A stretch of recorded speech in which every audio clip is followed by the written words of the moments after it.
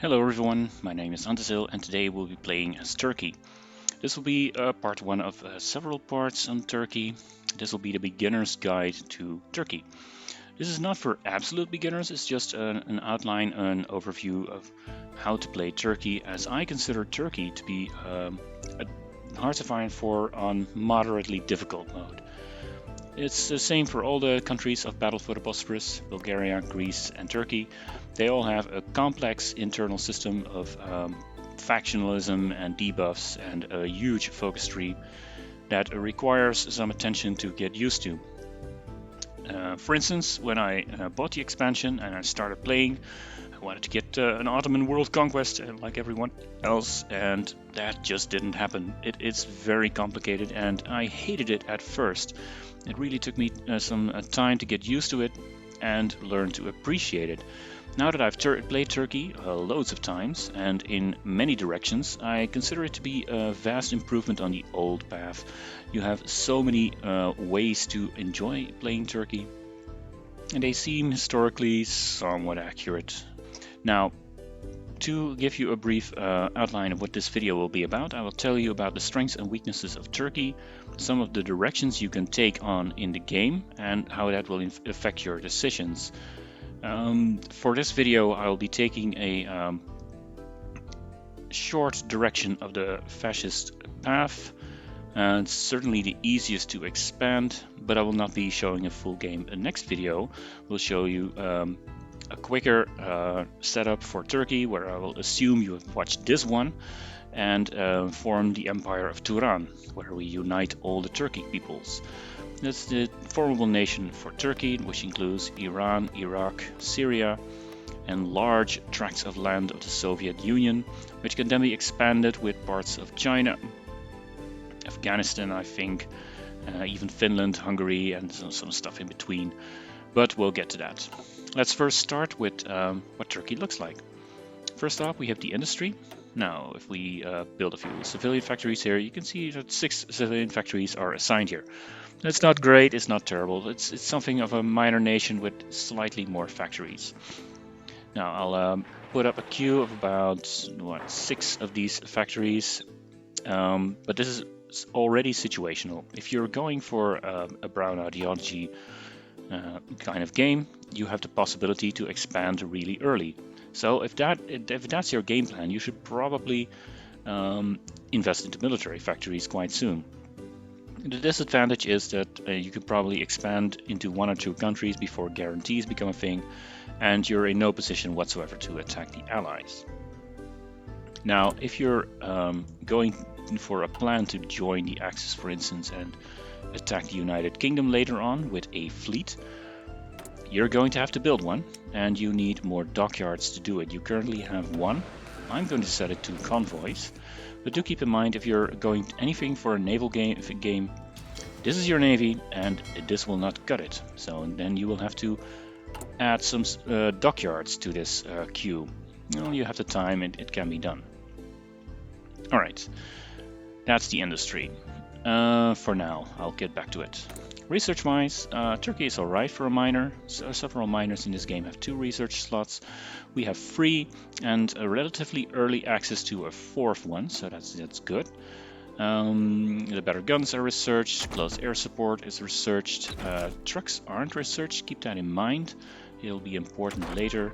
For now, I'll just start with the generic electronics and industry research, and I'll switch this one as soon as it's finished. I'll use that one to get trucks.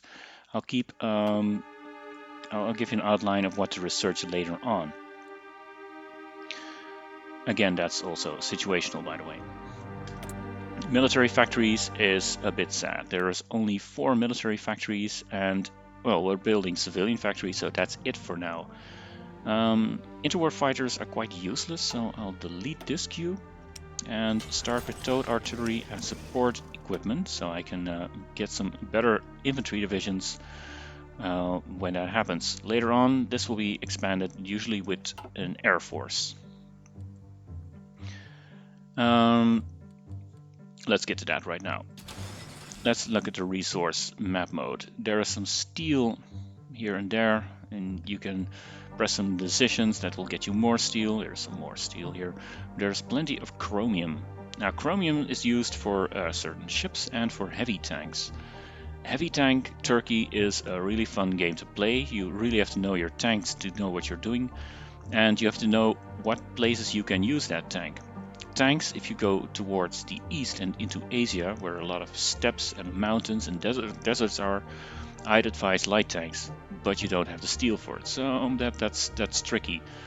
What you can do is build up big and strong and eventually head into Europe, where heavy tanks can be used to break much more fortified lines.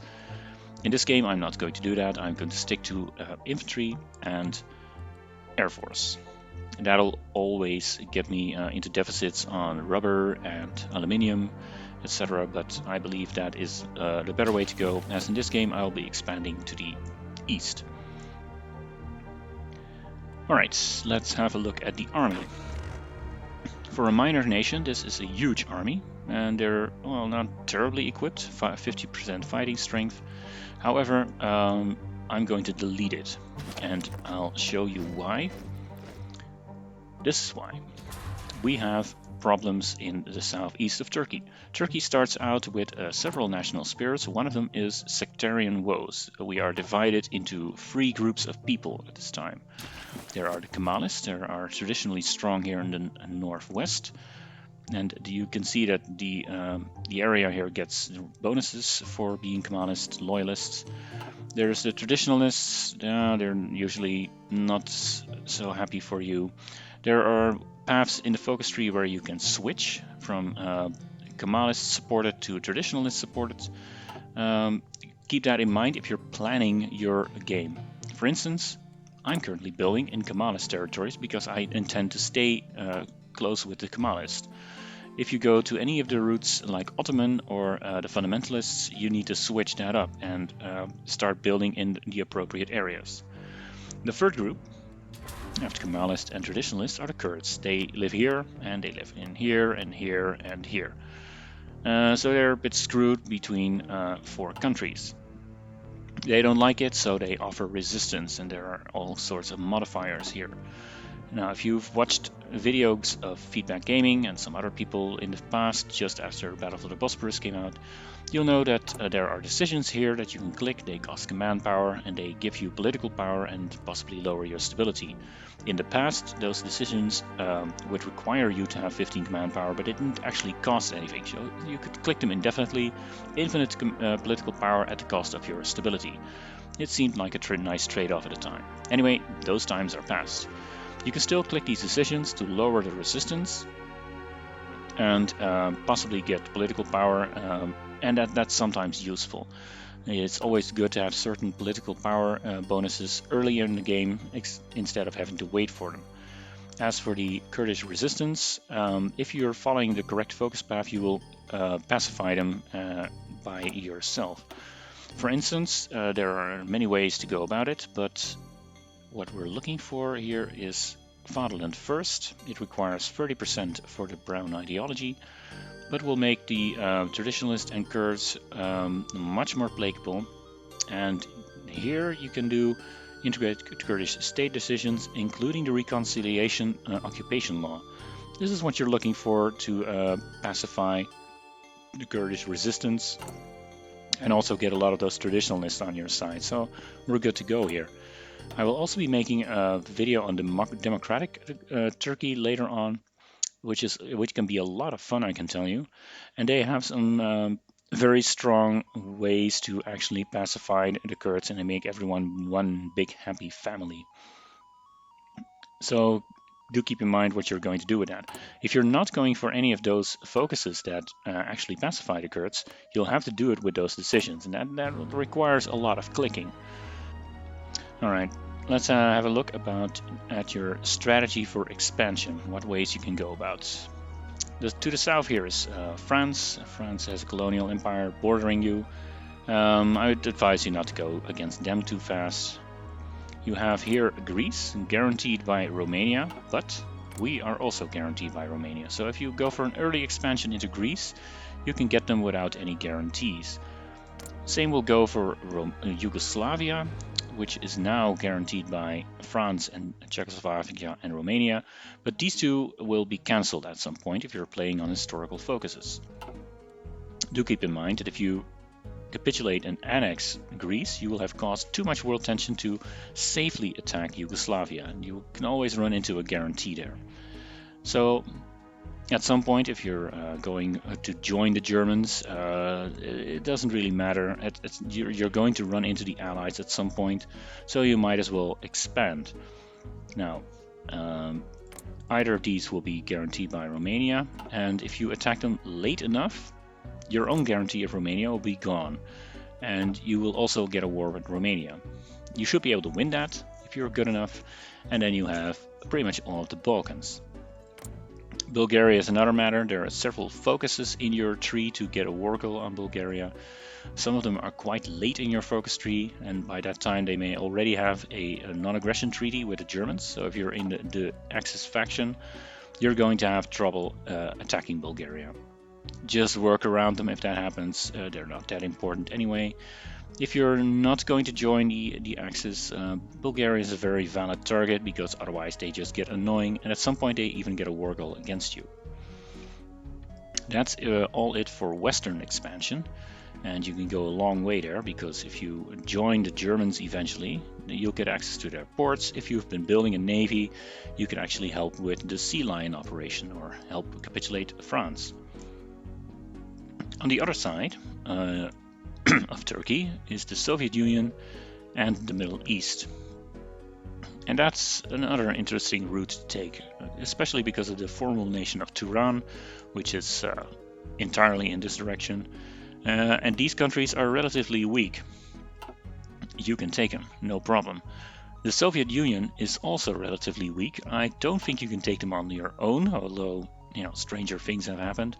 But on historical focuses, you pretty much know that by 1940, 1941, Germany will also attack the Soviet Union. So if you synchronize that and attack at the same time, and have all these borders with the Soviet Union as well, you can probably rake up enough war score to get to relatively worthless territories that are required for Turan. And that setup is what I'll be showing you today. Now, having said that, expanding into these areas will either require light tanks or good air superiority, so I'll be going for infantry and fighters and close air supports. Those are the kind of things I'll be building later on. I think I can handle Iraq with just my regular army and what fighters I have left,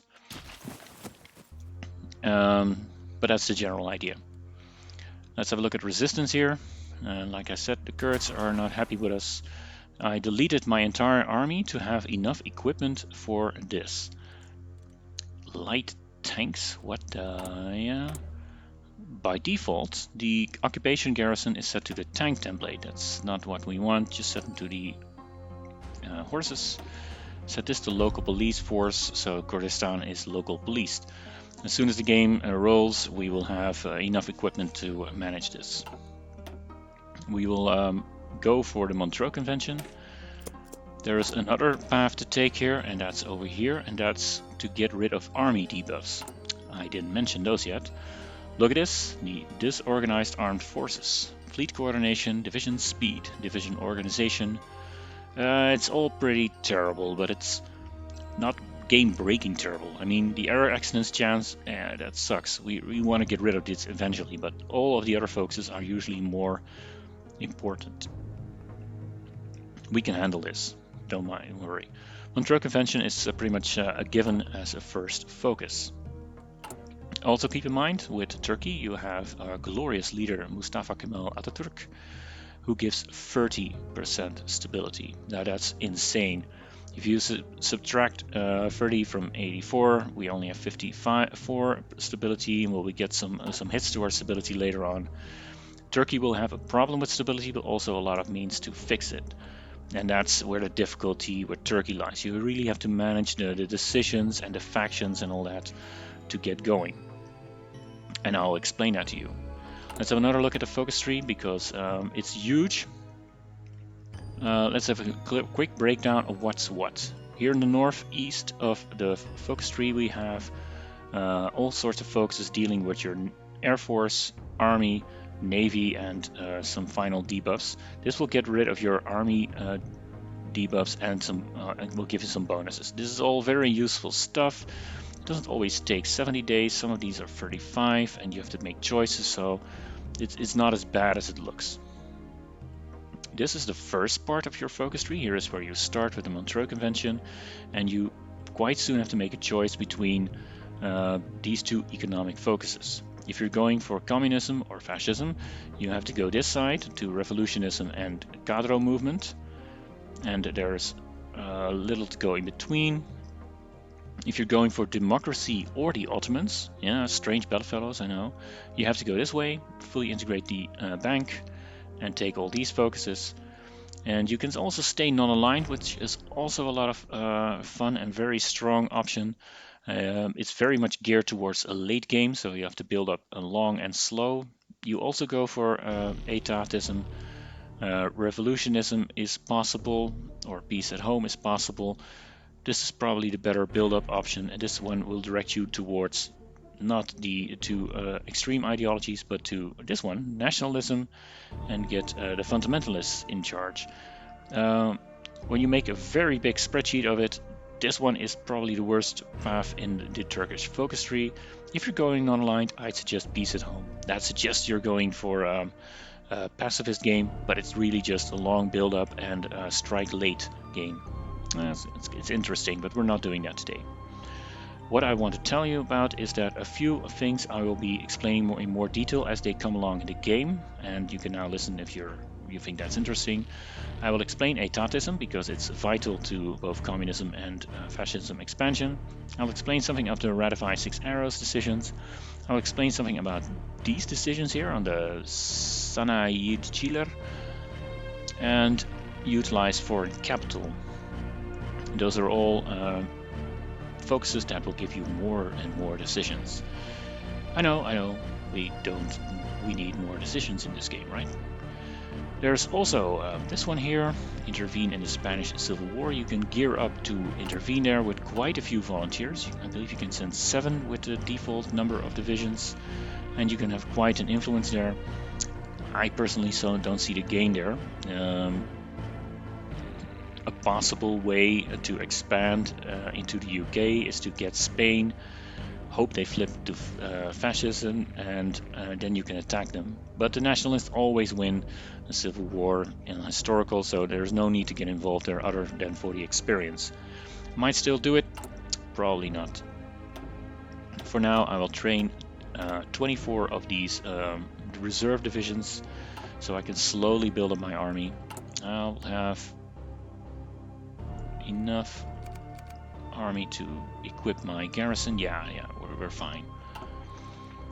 I'm also going to build an intelligence agency. That's always a good idea. Use your spies is to boost non-aligned support here in Hungary.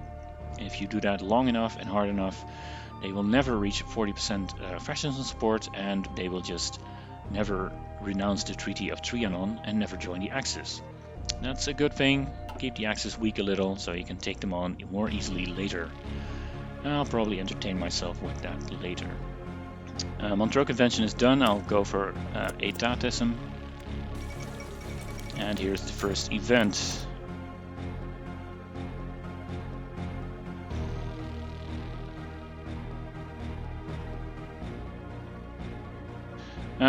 What just happened? There was a convention about remilitarizing the Bosporus Strait here, and just click the lowest option on historical and it'll be fine. Do keep in mind that if you're playing non-historical, that event chain can get you into a war with the Soviet Union, and I deleted my army, so I didn't want that.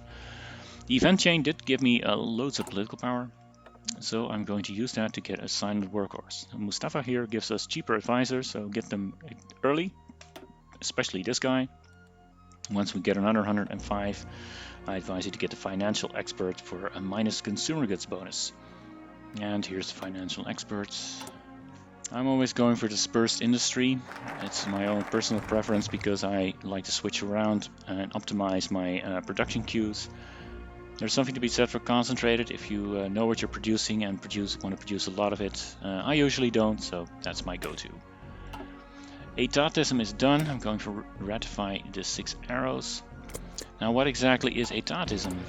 It's what it says here, a mixed economy with some benefits and disadvantages. It has minus 7% consumer goods, which is good, and some bonuses to factory construction.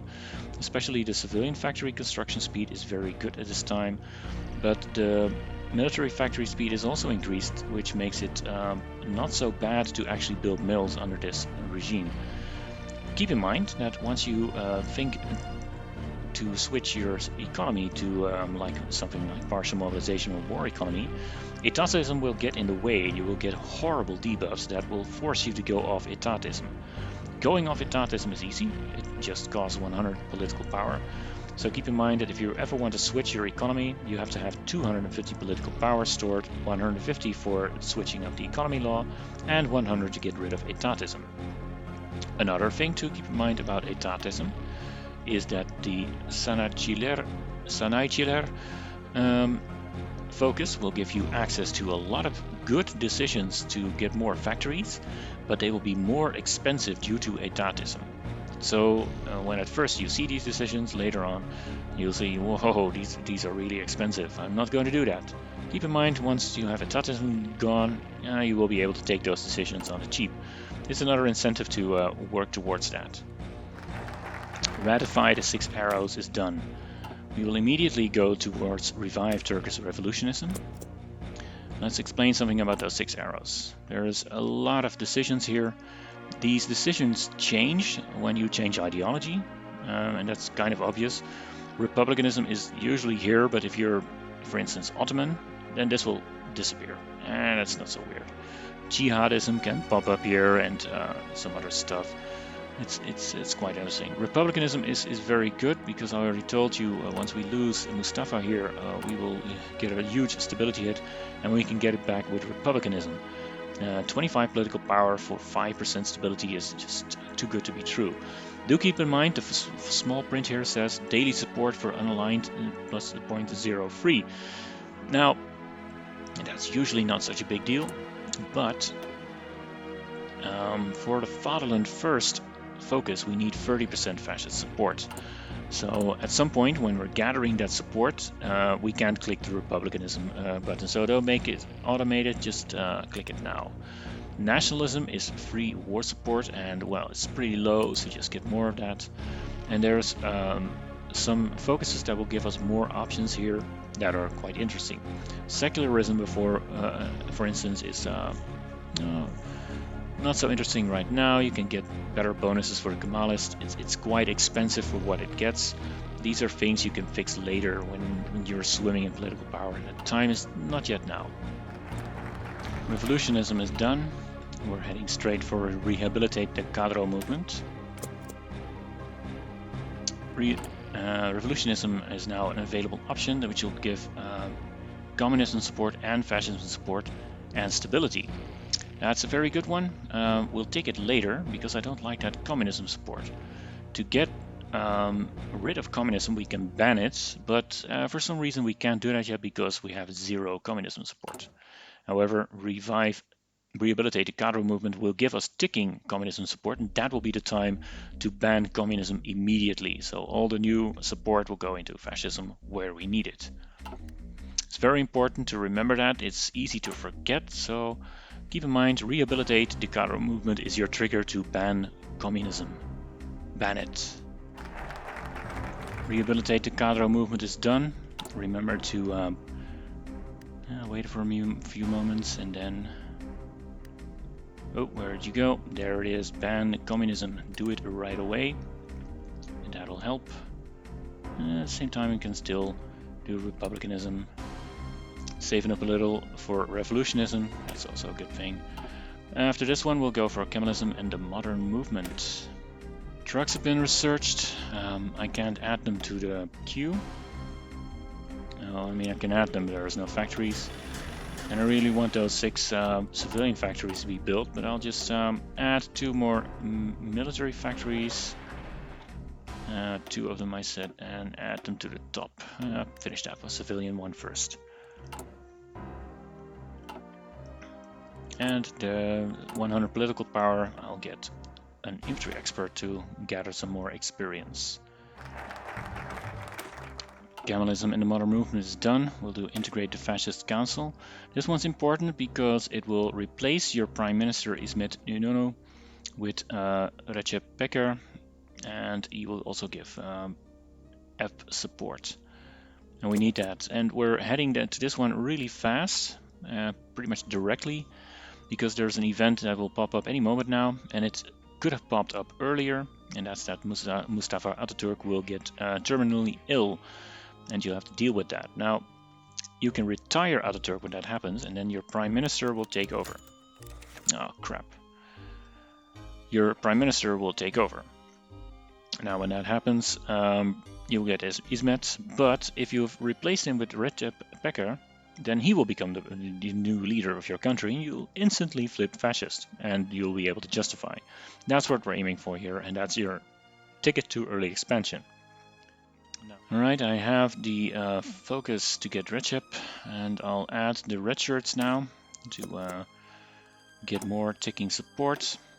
Keep in mind that intervene in the Spanish Civil War, if that's your option, if you want to go for that, get this one. I'm not going to do it right away, I'll get it later. Forming the red shirts is done. I'm going to wait on this one for a while.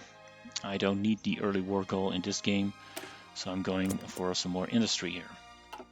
Ataturk is being very healthy this game. Sanachilir is done. Cooperate with the Debt Council. Now let's have a look at those decisions that are here. Those are these decisions, 150 political power each. It's not worth it right now, so we'll wait on that. Industry-wise, we're up to date. Do keep in mind if you're going to use an air force or tanks or motorized, you have to keep up with oil. Not so much the synthetics, I don't think that's worth it as Turkey. You don't have the industry, and you can get oil in other ways, but you want the efficient refining.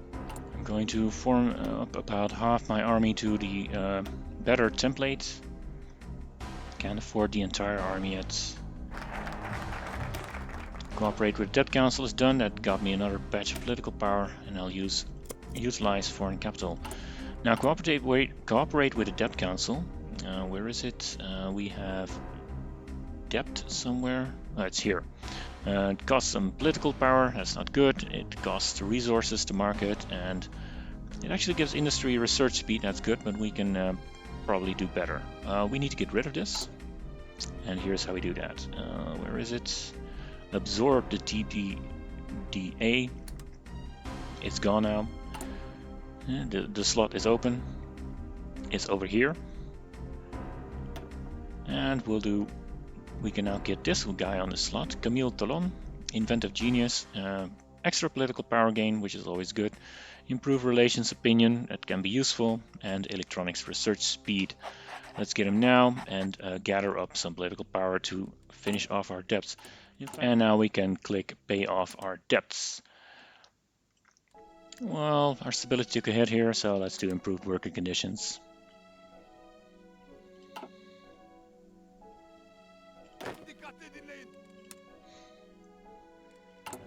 Those two military factories I was building are done. Almost in anyway. I'm going to look towards my expansion, and I'm going to build a supply hub here. And a railroad to connect it to right about here, I think. Yep. Now this will take forever to build, so go back to the Decisions tab, navigate this labyrinth once more, and find reorganize the railway system. Do that now. That will pretty much get this one done over in a few weeks, and that's fine. Put it on top here. At the same time, Mustafa is ill. We are in a race against time. Now you get this, of course, a decision tab. Everything's decisions here. And you can seek treatment for Ataturk and get him a little longer. There's probably a good reason to do that at some point. I don't think it is now. It's expensive, and he'll just live a little longer while he's pretty much losing all his perks. There's a nice line here saying that he should spend his final days with his family. Yeah, let's do that. Let's retire Ataturk. He's out of office. If you do that with Recep Peker as your prime minister, he will then become your leader. Look, here we are. Here we are. He still has a political power game. He still gives you ticking fascism support, and we flipped ideology, so now we can do this. It's 240 days. It's not worth it right now. I'll just wait until I get the faster justification time, and I'm not in a hurry. The supply isn't done anyway. Do notice with exit of Mustafa Ataturk, your stability is really down the drain. No, I didn't really help it with those decisions, but hey, we'll get it back. Do some more. Ooh, that was a mistake. I wasn't supposed to click Republicanism because I still need the fascism support. Yeah, well, you can see me making mistakes. I'll just get more revolutionism later and that'll fix it. Utilize foreign capital is almost done. That will also get us an extra research slot. It's a bit hidden in there. It doesn't have the science icon. All right, utilize foreign capital is done.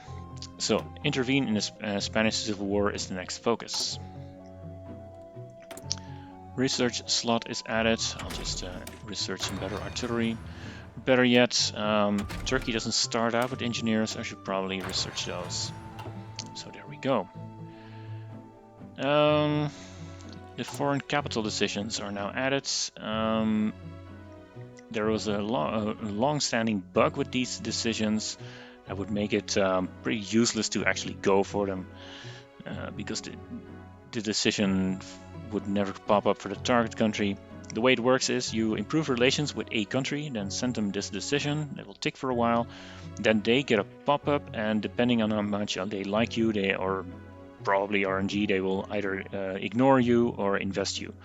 You probably remember the event from playing one of those major nations, and you get those investment portfolio decision pop-ups for Turkey or Greece, or give us money, and well, you can either do that or not. When I'm playing France, I always ignore them, so it's probably not a good idea to heavily invest in this. Having said that, if you're going to heavily invest in your relations with either Germany or the United Kingdom or the Soviets because of other political reasons, and you have the political power, it doesn't really hurt to also send a decision. At some point we'll do the Chester concession, a focus that requires a good relationship with the United States, and at that time I will also ask them for factories. So that's how I use them. Keep in mind that your resource production is well, not great, not terrible. I'm getting some steel from France to keep up with my production. Intervene in the Spanish Civil War is done. I'm going for fatherland first now. Now, it's cheap and easy to justify on Turkey. That'll last 90 days. So let's go there. The supply hub is finished. The railroad isn't, so I can't line up my army just yet. That has to happen first. The supply hub and the railroad is done. That means we have something here. I do want it to level 3. That's a lot of actual railroads that need to be built. That'll never get done in time, but let's try it anyway. Now that there is some semblance of supply here, we can put our army on the line here and draw a front line. I'll probably micro a lot here myself, but the battle line should win it if you actually improve this template. Let's first assign some guys here. Field Marshal will do, and get a brilliant strategist. Now, in a lot of videos from other YouTubers, you see people replacing this guy with this guy. He's a brilliant strategist. That's a fine Field Marshal. I like using Fefci here because he has Logistics Wizard, Desert Fox. That's good enough for what we need here. Let him get some experience. Maybe we'll promote him later. We'll not do it now. Now let's have a look at the template, the Piare Tumeni, I think. I'd like to put engineers here. That's not going to happen, so support artillery and cavalry recon it is. They'll reinforce and they'll need to re-exercise. Fatherland first is done. I can go for this one here, but I'd like to make a small detour here for the reconciliation law. There's still terrible resistance here, and I like to get rid of it. Re-exercise the army. A common destiny for all of Turkey is done, and we'll go for abuse the Office of Soil Products. This will allow us to put Kurdistan and only Kurdistan on reconciliation, and that'll get us more compliance and less resistance there, so I advise you take it. Justification for conquering Mosul is done. Well, let's get it over with then. I also have a small air force. I'll put it to the default support missions and set it there.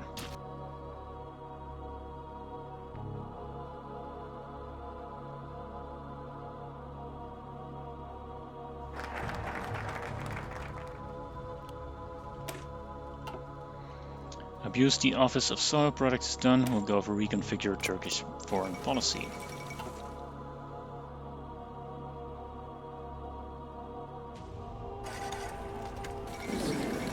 And that's Iraq.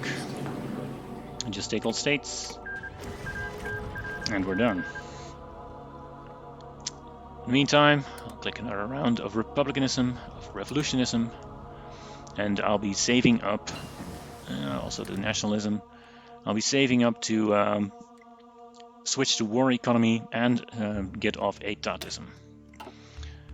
I research fighters, what's left to do here, probably get excavation as well. And I should add the fighters to the queue. Now these are pathetic queues, all very small, but once we start ramping out military factories, they'll fill up nicely. This is still important, reconfigure Turkish foreign policy. Now this entire part of the tree I didn't explain yet, but this is basically choosing between joining the Allies, the Axis, or the Comintern. Now from the look of this focus tree, it would seem that you would have to make a choice here, but that's not entirely true. Here you have to join the Allies, here you have to join the Axis, and somewhere here is probably joining the Comintern. I don't even know where.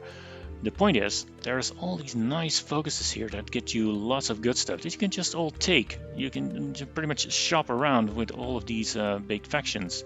For instance, this one gives a research bonus. This one here gives you factories. The Clodius Agreement gives you more factories if you manage it correctly. So all sort of good stuff here. I'll start the Anglo-Turkish Agreement. That will give me some relations with United Kingdom and France. And UK will guarantee you. That's a good thing, and there's some other stuff here. Now, one thing to get out of the way, the guarantee of the UK is often portrayed as a free ticket to get all sorts of stuff without the guarantees getting in the way. But I've experienced it too many times. When a world tension is high enough, that guarantee is useless. France will throw out guarantees, and at some point you can even see Luxembourg guaranteeing nations on behalf of the Allies. So I don't believe in actually using that. But sometimes you just get a British guarantee and then it's nice to cancel it out with the other one. Now I was building an infrastructure here. I should keep an eye on this here. These two railroads are not connected. There is a supply connection here, but that's actually through the river. And it's not entirely reliable.